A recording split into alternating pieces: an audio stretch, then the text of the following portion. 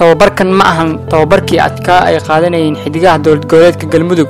oo 3 bilood la soo dhaafay tababar adag ku sameeyay garoomada caasimadda Muqdisho balse xulkan waxay ciyaaro adag oo saaxiibtinimo la qaateen xulka qaranka iyo kooxaha kala duwan waxayna kulankii ugu dambeeyay saaxiibtinimo ay la ciyaareen kooxda booliska ay heegan jaawinka adilay runtii waxa iga soo baxay runtii wax fiican ay iga soo baxay way sababtoo ah kulanka qaranka aan dheelayay waa dheelay runtii waxana gool ligi dhaliyay muddo ciyaarta ka dhimata 4 daqiiqo laakiin gool tagida iyo wada ciyaarkii aad u socday gool tagida aad u yaray laakiin balse marka fiiriso geemka maanta iyo geemka qaranka runtii geemkan ayaa 100% ah way sababtoo ah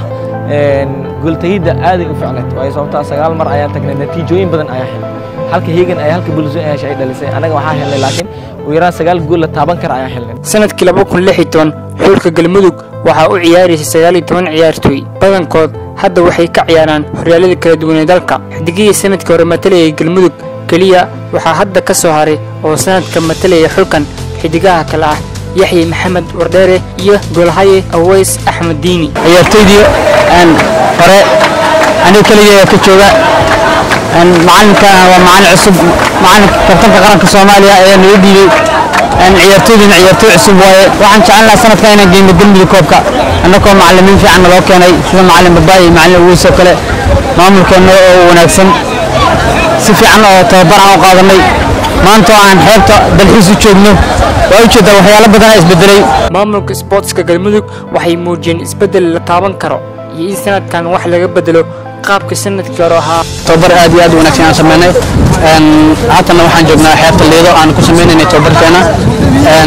tababar wanaagsan waan soo qaadanay alxamdulillah waxaan u diyaar garooweynaa in aan ciyaarno koobka gobolada loo dhigayo insha Allah dadaalkeena soo wadnaa insha Allah waxaan leenahay insha Allah sidaad noo kalsoonaateen aad noo dhiirigeliseen inaan idin ciyaarno idin matalno gobolka Galmudug insha Allah anaguna meel ayaan iska saareenaa tani waa isbedelka kubadda cagta ka dhaca xilli waliba Galmudug waxaa sanadkan ka soo muuqanaya ciyaartooyda kala ah Maxamed Muxudiin Abuukar iyo ciyaaryahan Adnaan Xirsi Kaahin oo sanadkii la soo dhaafay heer wacan ka soo qaatay gobolka Banaadir waxayna sanadkan ku faraxsan yihiin inay sanadkan matalaan xulka kubadda cagta Galmudug sanadkan waxa uu leeyahay gobolka Banaadir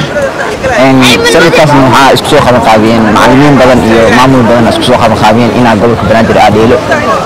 sanadkan kulliga macallinkayga aan aad ku jeclahay Xasan Cali Roble Bubaay ayaa sameeyay in Galmudug aan u ciyaaro iyo Aways laakiin sanadkan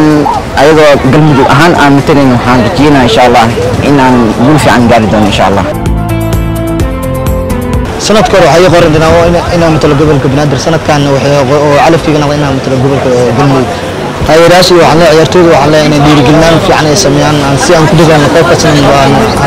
meel fiican ku gaarno sanadkii hore waxaa tababar u ahaa macallin Sandhool oo ah leeliyaha kooxda heerka labaad ee midnimo balse hadda jigadaas waxaa haya kabtanka xulka qaranka Soomaaliya Xasan Cali Roble Bubaay isagoo isbedel weyn ku sameeyay xidigaha uu ku shirtagi doono ciyaaraha maamul goboleedyada diyaar garowga ka warbixin runtii diyaar garowga aad iyo aad u fiican yahay way sababtoo ah markaan waxaad u malaysaa inaad mustabiyi aan ku jirnay inaad ka soo korbaxnay way sababtoo ah mustabiyi gaab ayaana galay oo xagga aad maamul ahaan adilno iyo tababarkada runtii tababarka dib ayaa u bilaabnay runtii waxaan ku bilaabnay xaalad adag ayaa ku bilaabnay oo anagu haysano 2 isbuuc runtii laakiin balse ciyaartooyda waxaad u malaysaa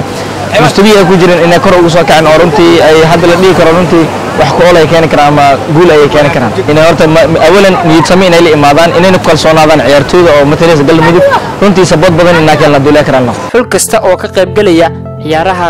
kubadda cagta maamul goboleedyada ayaa sanadkan qawarajo ka wanaagsan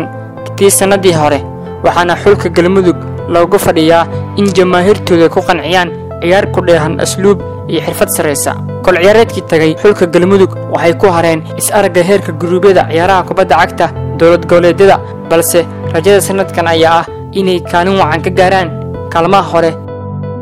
dareemaysan waxa soo sameeyay tijaabooyin badan tababaro badan oo subax galab leh nasiib wanaag maanta waxaan ugu soo aadeyn anagoo qaybtii nasashada ku jirno iyo dalxiiska oo maadaama geeyo badan aan soo ciyaarnay qaranka Soomaaliya la dheelay heegan aan la ciyaarnay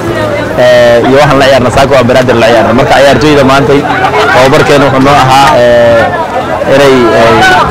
badda ay yimaadaan iska raaxaystaan saacada badan kaga muuqata